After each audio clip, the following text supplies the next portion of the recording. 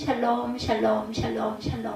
하나님 사랑합니다. 여러분 주 안에서 사랑합니다. 오늘 로마서 16장 좀 늦었지만 마지막 장입니다. 로마서 제가 참 사랑하는 뭐 다 성경은 다 귀한 말씀들이지만 특히나 로마서가 사랑의 그 서신이라는 생각이 들기 때문에 굉장히 특별히 신학교 다닐 때부터 이 로마서를 참 좋아했어요. 바울은 로마교회에 대한 편지를 마무리하면서 로마교회 성도들이 무난하여야 할 제3자들을 여기 내용에 오늘 본문이기도 하죠. 3절에서 16절까지 마지막 그 끝부분이 27절까지인데 16절까지 계속 무난하는 이야기들을 이렇게 얘기하고 있죠. 로마 교회에 그 기생하고 있는 거짓 교훈들에 대한 경계를 계속 염려하죠. 하나님께서 성도들에게 승리를 주실 것임을 확언하고 격려합니다. 마지막으로 로마 교회에 무난하는 동역자들을 소개함으로 편지가 끝마쳐지죠. 이 서신서인 거는 알죠. 로마 교회에 보내는 서신서.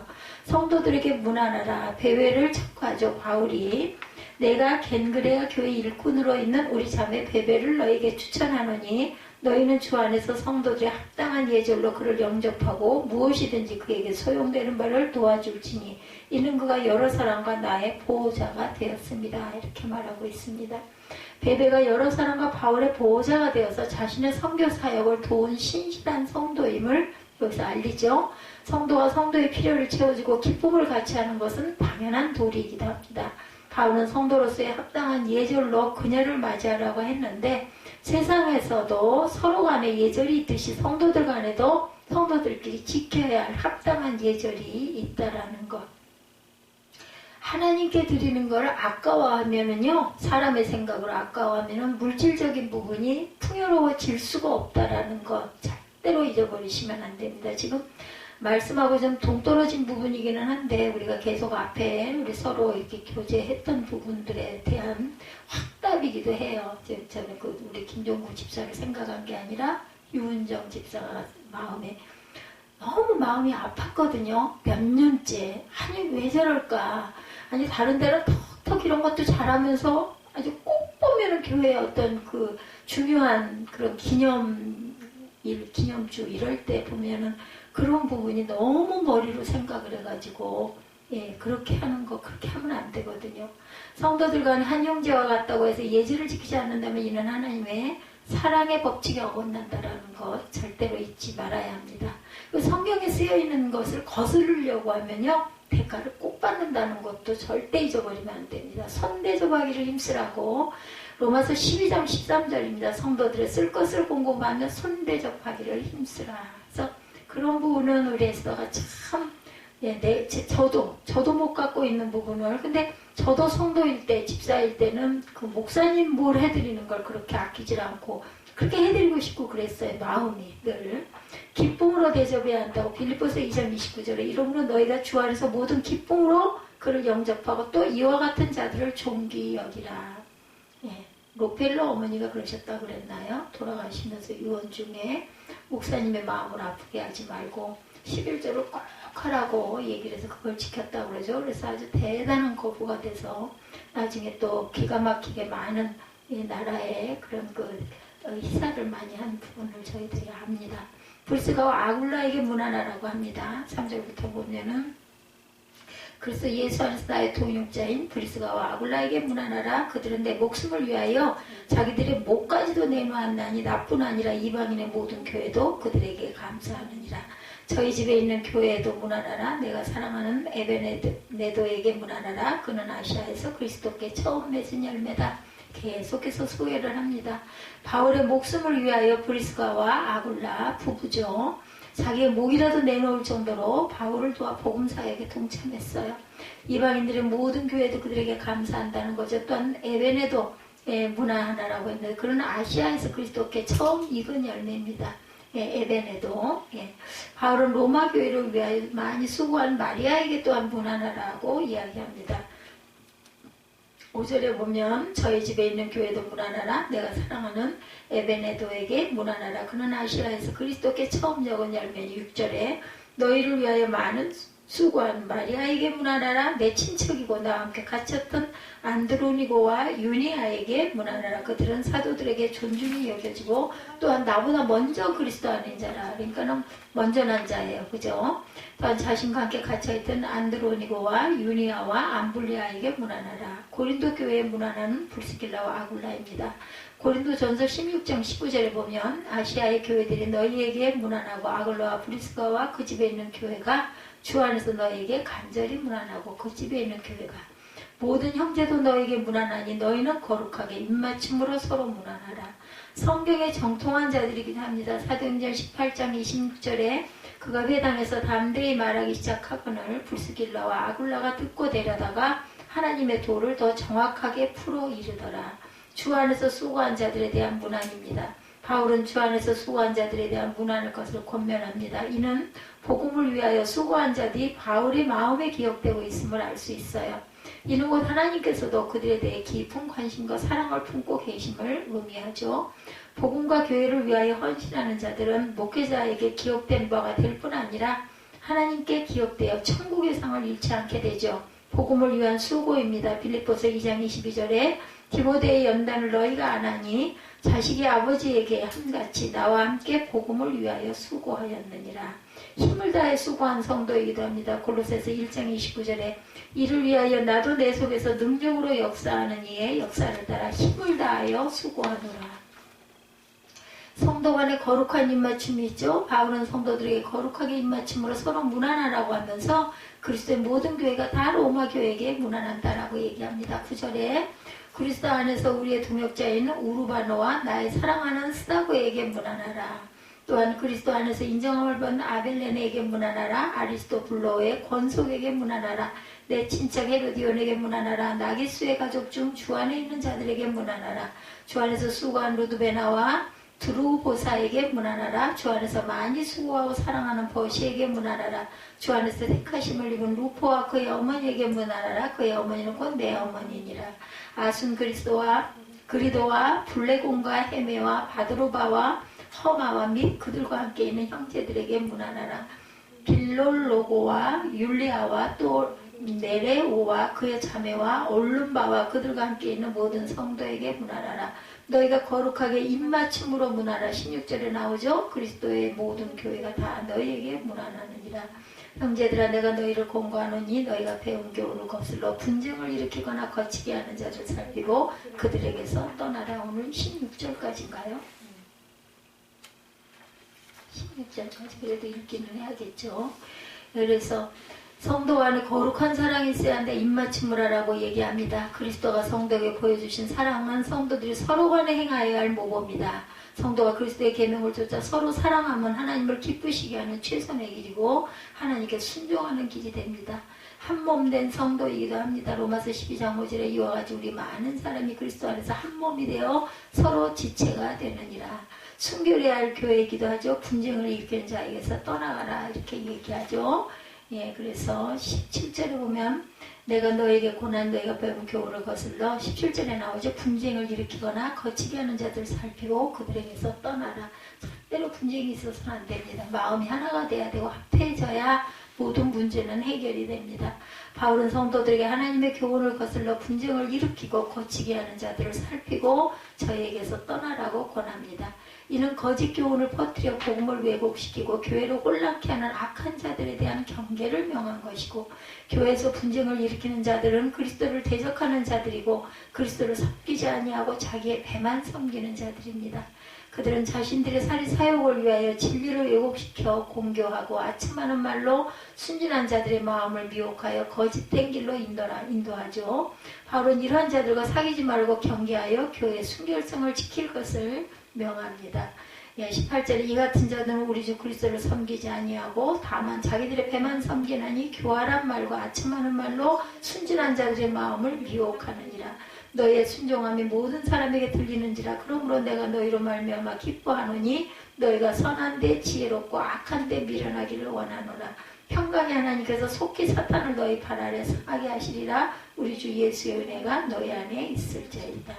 나의 동역자 디모데야 나 진정 누기오와 야손과 소시바더가 너에게 문안하느니라. 이 편지를 기록하는 나 더디오도 주 안에서 너에게 문안하라. 여기 보니까 로마서 16장 나오죠. 이 편지를 기록한 더디오가 이렇게 그 대피를 한 거예요. 보면 바울 대신 그죠? 여기에 나오고 있죠. 교훈을 거슬러서는 절대로 되지 않는다. 디모데전서 1장 3절입니다. 내가 마게도냐로 갈 때 너를 권하여 에베소에 머물라 한 것은 어떤 사람들을 명하여 다른 교훈을 가르치지 말며 신화와 끝없는 족보에 몰두하지 말게 하려 함이라. 이런 것은 믿음 안에 있는 하나님의 경륜을 이름보다 도리어 변론을 내는 것이다. 불의에서 떠나야 한다. 디모데후서 2장 19절입니다. 그러나 하나님의 경관 터는 섰으니 인침은 있어 일렀으되 주께서 자기 백성을 아신다 하며 또 주의 이름을 부르는 자마다 불의에서 떠날지어다 하였느니라. 선한데 지혜롭고 악한데 미련하라고 합니다. 바울은 성도에게 선한데 지혜롭고 악한데 미련하기를 원한다고 말하죠. 선한데 지혜롭고 악한데 미련 19절에 나오고 있죠. 세상 사람들의 특징은 악한데 지혜롭고 선한데 미련한 것입니다. 그러나 성도는 거꾸로 거룩한 백성으로서 선한데 지혜롭고 악한데 미련함. 아까 얘기했죠. 뭐가 씌어있다. 이 악에 씌어있는 거, 그 껍질이 벗겨져야 합니다. 예수께서 제자들을 세상으로 보내시면서 뱀처럼 지혜롭고 비둘기처럼 순결할 것을 명하신 것이 바로 이와 같은 명령이에요. 새 생명을 주는 디딤돌의 역할을 했고, 그렇죠. 결혼식에서 주례를 했어요. 그리고 침례를 통해서 새 생명을 얻게 해줬고, 그렇게 해서 인도해서 하나님의 나라를 섬기고 갈 수 있는 생명길로 가게 한 사람을 미워하는 것은 정상이 아니죠. 그리고 물질에 대한 그 아까워하는 부분도 그건 정상이 아닙니다. 그 가장 귀한 분, 대접해야 할 사람에게 그런 식의 마음을 품는 것 자체가 악한 마귀가 할 수 있는 일이다. 믿는 자까지도 삼키려고 노리죠. 마귀가 저를 삼키려고 하는 도구 노릇을 하고 있는 겁니다. 성도는 언제나 악한 괴계를 경계하여 오직 하나님의 기뻐하시는 선한 일만을 행하기를 해야 된다는 거죠. 힘써야 합니다. 뱀처럼 지혜롭고 비둘기같이 순결하라고 그러죠. 마태복음 10장 16절에 내가 너희를 보내니 양을 이리 가운데로 보낸 것 같도다. 그러므로 너희는 뱀같이 지혜롭고 비둘기같이 순결하라.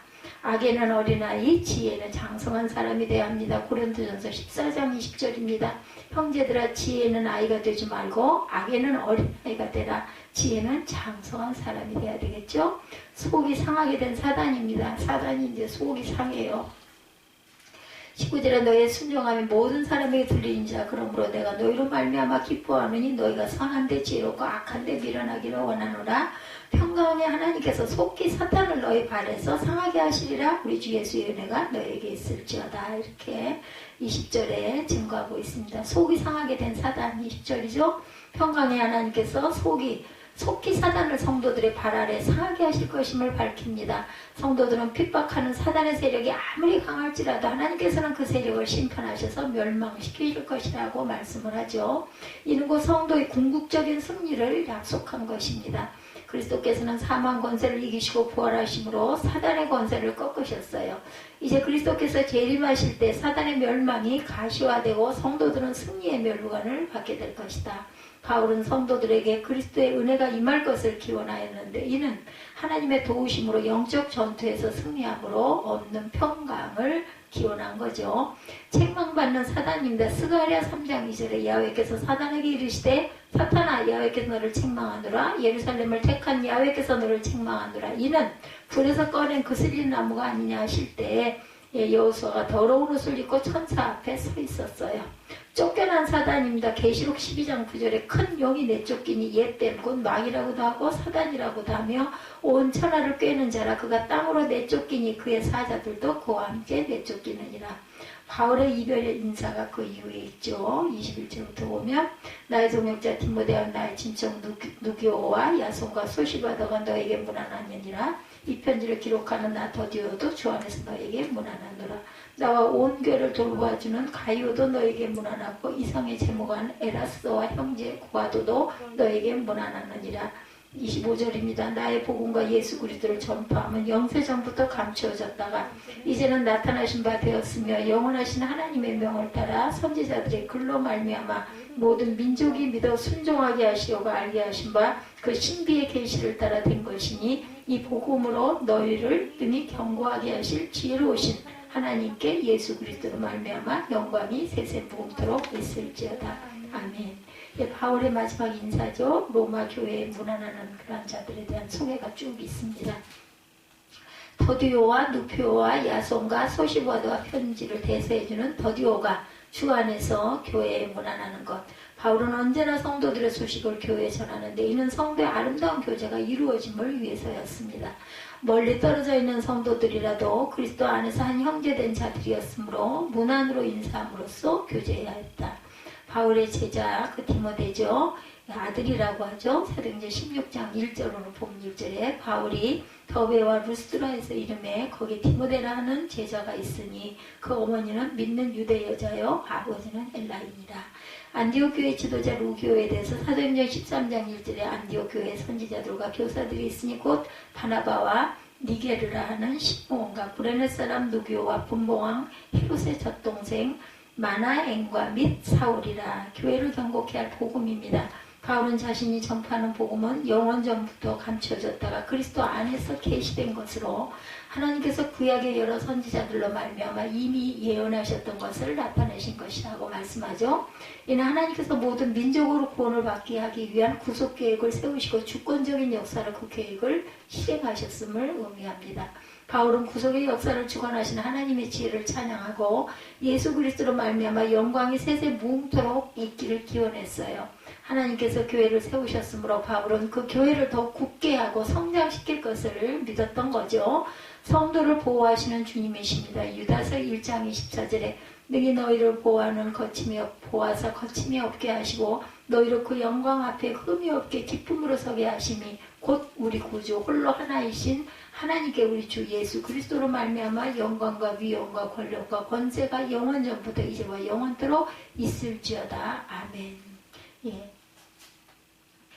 유다서 1장 24, 5절이었습니다. 성도를 책망할 것이 없는 자로 세우시죠. 골로새서 1장 22절에 이제는 그의 육체의 죽음으로 말미암아 화목하게 하사 너희를 거룩하고 흠없게 책망할 것이 없는 자로 그 안에 세우고자 하셨다라고 얘기합니다. 유다서 1장 24, 5절은 우리 꼭 그 축도 때 축도하는 내용과 많이 닮았죠. 너희를 보아사 거침이 없게 하시고 너희를 그 영광 앞에 흠이 없게 기쁨으로 서게 하시리 곧 우리 구주 홀로 하나이신 하나님께 우리 주 예수 그리스도로 말미암아 영광과 위엄과 권력과 권세가 영원전부터 이제와 영원토록 있을지어다. 아멘. 성도는 그리스도 안에서 하나된 성도들과 함께 아름다운 영적 교제를 나누어야 해요. 또한 현재의 고난 중이라도 하나님의 도우심으로 반드시 승리할 것임으로 확신하고 담대하게 싸워서 승리를 거두어야 한다. 그래서 바울의 위대한 동역자들에 대한 소개가 로마서 16장 마지막 장에 3절에서 16절까지 이렇게 쭉 저희들 함께 말씀을 증거를 읽고 봤습니다. 영화가 끝난 직후에 스크린 자막에는 영화 제작과 관련된 정보들이 쭉 이렇게 뜨죠. 이것을 엔딩 크레딧 혹은 클로징 크레딧이라고 이렇게 말합니다. 배급사, 제작사, 감독, 주요 연기자, 제작진 등을 상세하게 소개합니다. 감동적인 영화를 볼 때면 엔딩 크레딧이 모두 올라가기까지 자리를 뜨지 못하죠. 사람들이 흐르는 음악 속에 영화의 감동을 되새기고 여운을 곱씹는 시간들을 갖게 됩니다. 영화 한 편을 만들기 위해서 동원된 인원을 보면 엄청나요. 그죠? 우리의 인생도 그렇습니다. 드라마도 마찬가지죠. 방송국에 쭉 자막 올라가는 걸 보면 많은 사람들이 여기에 참여를 하고 있고 우리는 그냥 무심히 흘려넘기는 이름들인데 본인들은 어떨까요? 가족들은 어떨까요? 아이고 저기 내 딸이 나왔네. 아이고 저기 우리 아들 나왔네. 이러지 않겠나 하는 생각을 저도 간간히 했었습니다. 나에게 주어진 생이 마감되고 엔딩 크레딧이 올라간다면 나의 인생 드라마를 만들기 위해서 수가 많은 사람의 자막이 올라가죠. 부모님, 스승, 배우자, 자녀, 동료, 제자들, 교우들 등 그분 중에 어느 한 분이라도 귀한 만남으로 이어지지 않았다면 나는 존재할 수 없죠. 그만큼 만남은 중요합니다. 사도 바울도 로마 교회에 보낼 내용을 기록한 다음 자신을 위해 그동안 동역했거나 알고 있는 사람을 한 사람씩 언급하면서 이 사람들을 찾아보고 문안해달라 이렇게 오늘 부탁을 하고 있어요. 언급된 사람 한 분 한 분을 살펴보면 바울은 참으로 만남의 복을 받은 사람, 만남의 이 복 굉장히 중요합니다. 믿지 않는 사람을 만나면 그분에게는 우리는 반드시 하나님을 증거하고 전해야 될, 전도해야 할 사명이 있는 거고, 믿는 그 만남은 만남으로 인하여 연결된 아까 그 말씀하신 과 대표분 같은 그런 분 같은 경우에는 그분은 이미 마음속으로 내가 이래서 이 하구를 이 원우를 만났다라는 생각을 했다는 거죠. 부활하신 예수님과 만남을 통해서 그 인생이 180도 변화가 되죠. 바울은 우리나라에도 바울과 같은 복을 받은 자들이 있죠. 그죠? 이어룡 교수님 여러분들 그 지면을 통해서도 또한 어떤 그 책자를 통해서도 영상을 통해서도 많이 보셨을 겁니다. 우리나라 최고의 지성이란 그가 딸 이민아 목사로 인해서 예수님을 만남으로 그 인생은 180도 변화를 받습니다. 딸은 그렇게 하고 천국을 가고 아버지가 변화를 받죠. 이런 예수님과의 만남의 복을 여러분도 온전히 누리시길 바랍니다. 또 내 가족 중에 내 가장 가까운 이웃 중에 아직 믿지 않은 또한 변화되지 않은 정말로 절대로 변할 것 같지 않은 사람의 힘으로는 절대로 할 수 없는 그분 생활로 모습으로 보여주고 우리는 기도해야 되겠죠. 바울을 도우는 위대한 동역자 중 한 사람 1, 2절을 통해서 보면 밝고 빛나다라는 뜻을 가진 베베의 자매, 베베라는 이름의 뜻이 밝고 빛나다라는 뜻을 갖고 있습니다.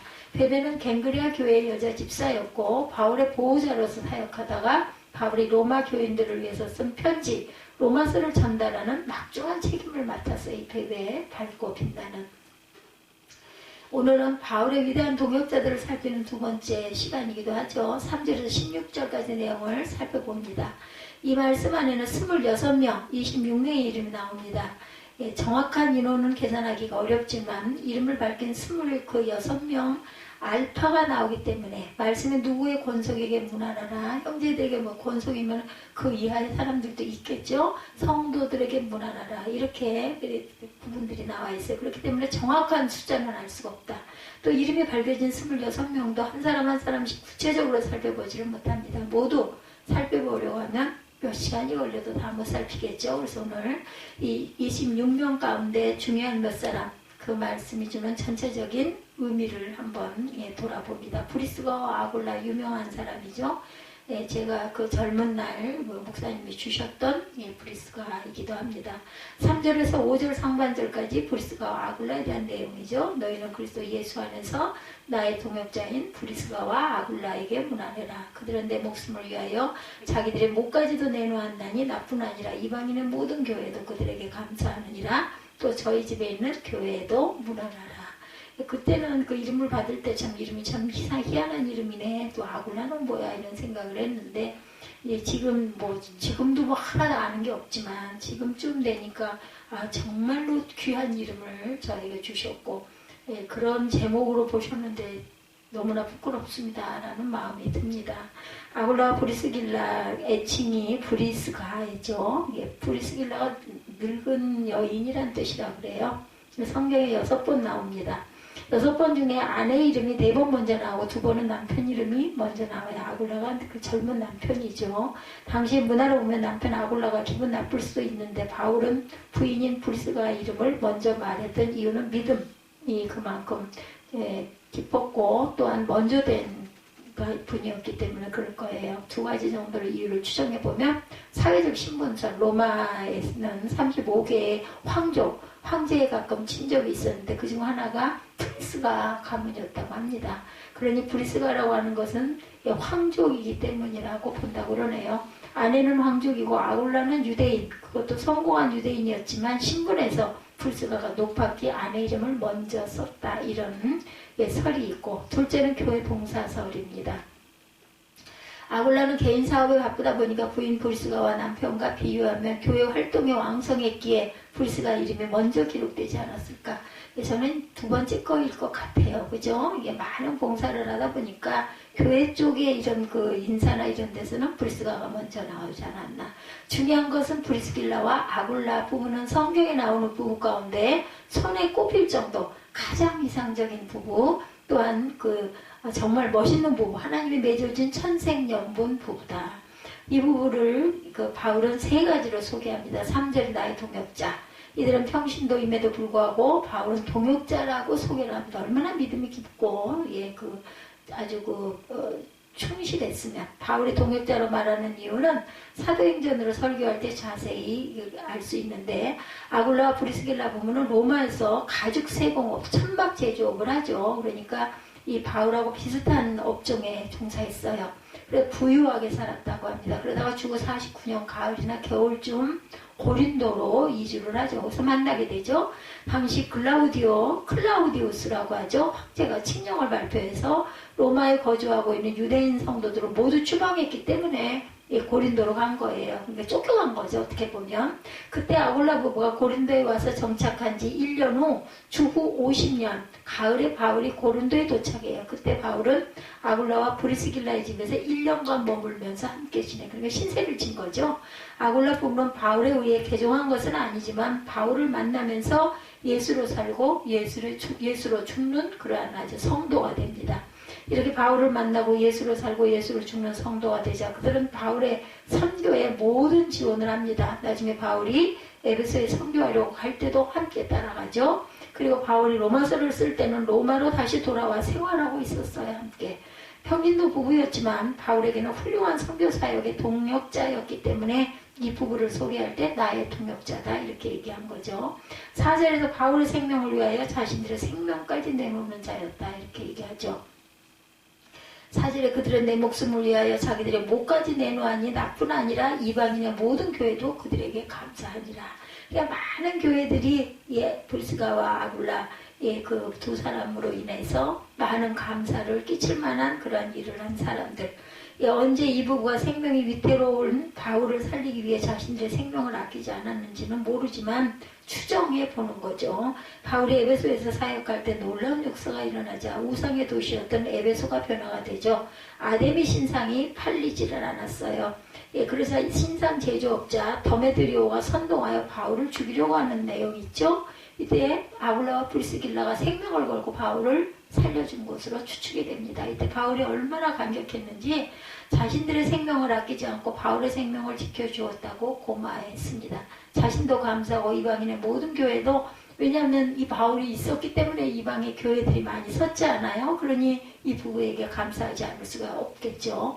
5절 상반절에 또 저희 집에 있는 교회도 문안하라 이렇게 얘기하죠. 신약 성경에 나오는 교회는 지금 교회처럼 건물을 갖고 있지 않았어요. 집이 교회였다고 제가 전에 초기 때도 말씀드리고, 저희도 역시 아파트에서 교회가 섰죠. 은혜를 엄청나게 삼성 아파트가 정말 은혜의 산지였습니다. 정말 그때 많은 역사가 일어났어요.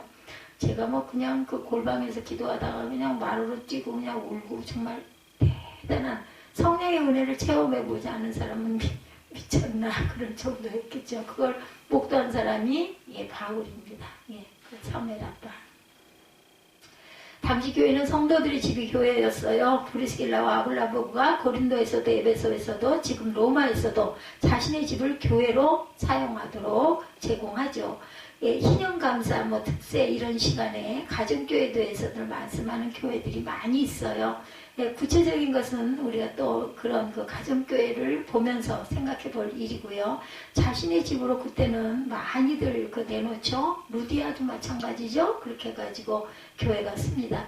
부부가 함께 신앙생활을 하시는 분들은 참 진지하게 생각해 볼 부분들, 이게 뜻이 안 맞아가지고 또 가정에 파탄이 나고 아주 싸움이 나고 사람이 죽고 죽이는 사건이 일어날 정도로 무서운 사단의 암투가 또 그렇게 많이 있어요.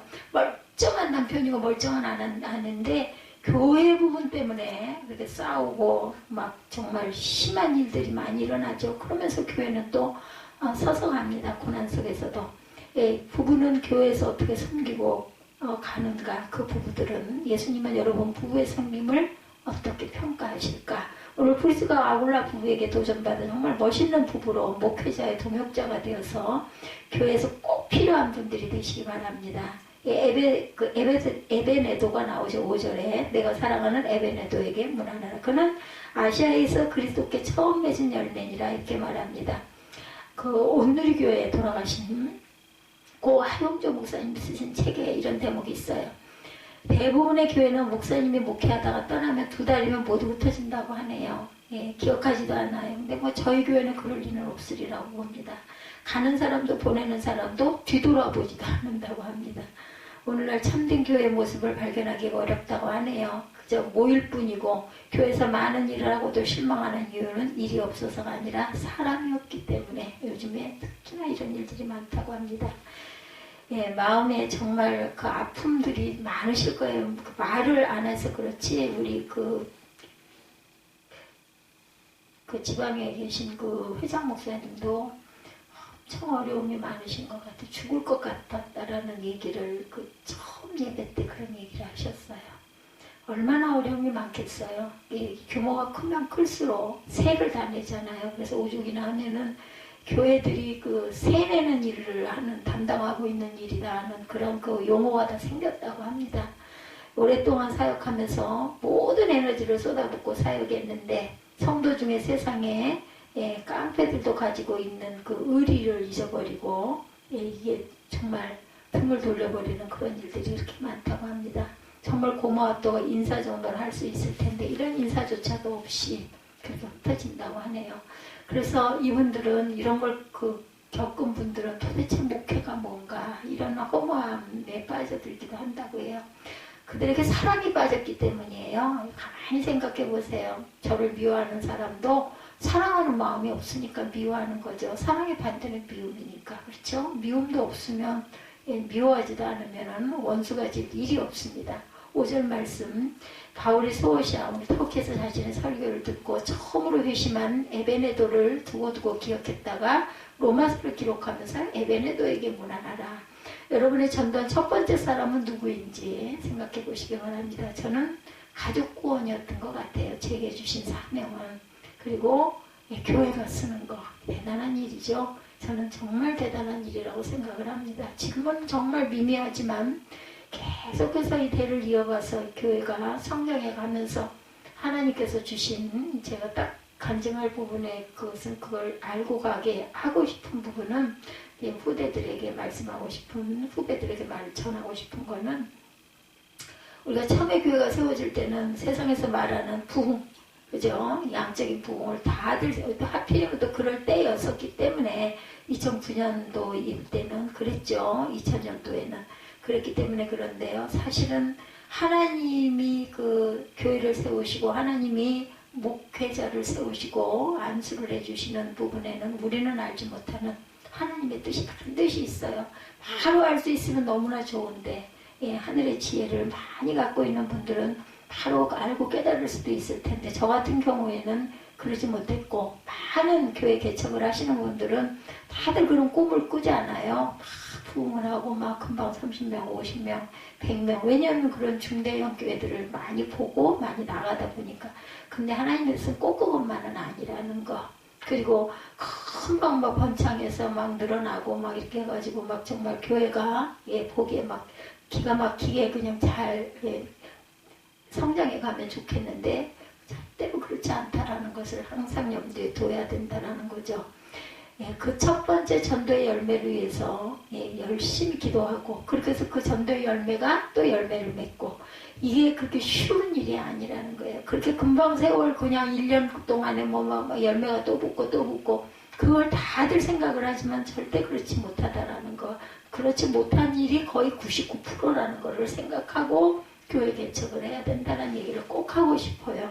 영혼에 대한 사랑, 전도 대상자에 대한 사랑을 우리가 참 잘 지니고 회복해 가야 되는데 죽을 때까지 기도하면서 늘 살아야 되는데 이제 조금 좀 깨달은 부분이 있죠. 기도가 꼭 우리가 생각하는 그런 기도가 아니라 생활 속에서 내 마음속을 점령하고 있는 주님 그죠? 어떤 상황에도 예수님, 하나님, 이거 어떻게 해요? 기도예요, 기도. 예, 이게 기도. 내 마음 중심에 있는 그분, 절대로 변할 수 없는 그분이 제 안에 있을 때 내가 너와 함께 하신다라는 말씀을 하죠.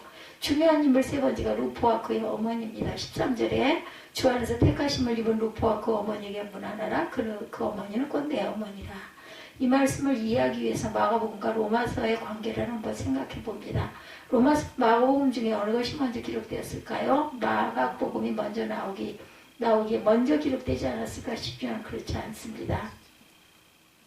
로마서는 주 57년 바울이 3차 전도 여행을 하면서 고린도에서 기록을 합니다. 반면 마가복음은 주후 60년에서 70년 사이 어느 지점에 기록했다고 보면 되죠.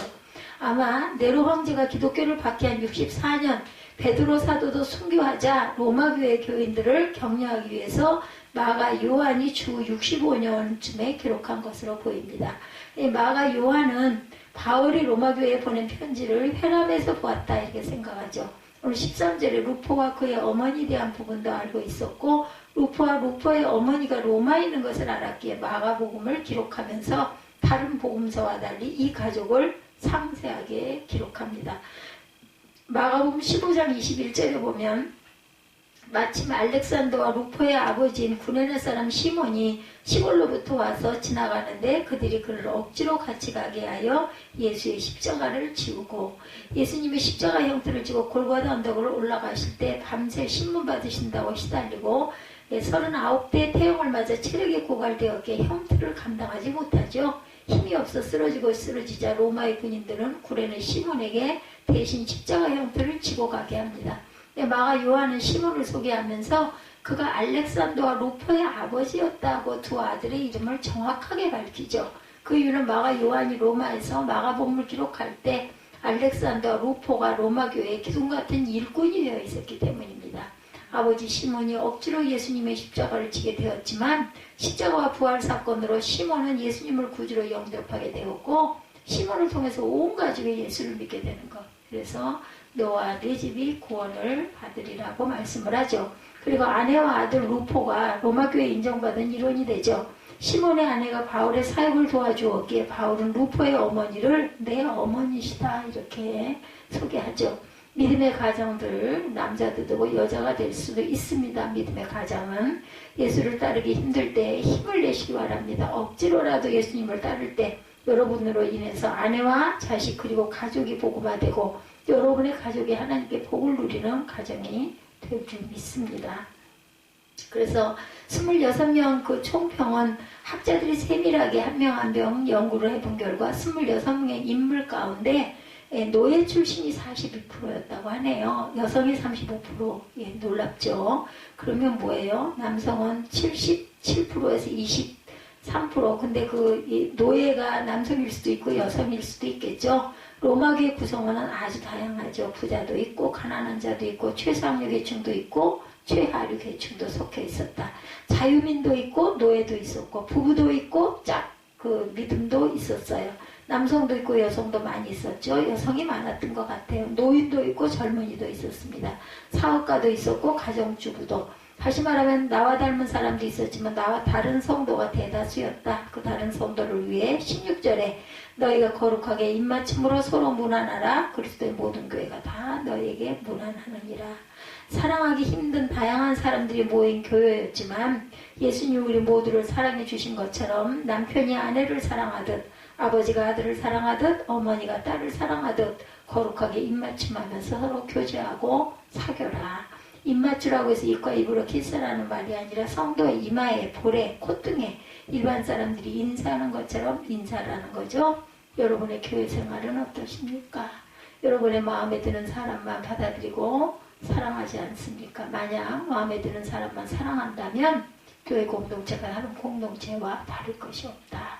교회 공동체는 나와 체질이 맞지 않고 분위기가 맞지 않는 사람을 예수님의 이름으로 떡을 함께 떼고 위로하고 용서하고 사랑하는 곳이어야 합니다.